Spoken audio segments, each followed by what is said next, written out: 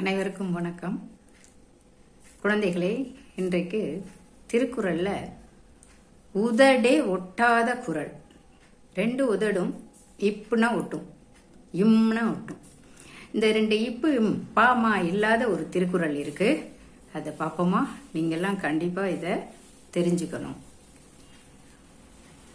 யாதெனின் யாதெனின் நீங்கியான், யாதெனின் யாதெனின் நீங்கியான் நோதல் அதனின் அதனின் இளன். பாத்தீங்களா? எங்கேயாவது உதடு ஒற்றா மாதிரி வந்ததா? இல்லை. திருக்குறள் நிறைய சிறப்புகளை உடையது.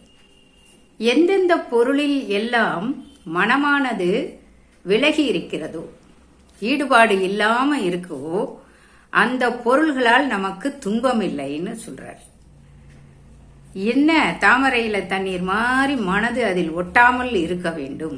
இந்த உணவா அது பார்த்த உடனே சாப்பிடணும், இந்த பொருளா அதை உடனே வாங்கிடணும்.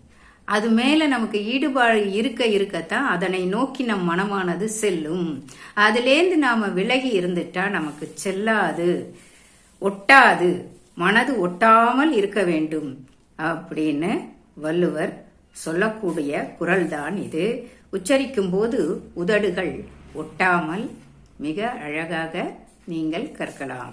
யாதனின் யாதனின் நீங்கியான் நோதல் அதனின் அதனின் இளன். நன்றி.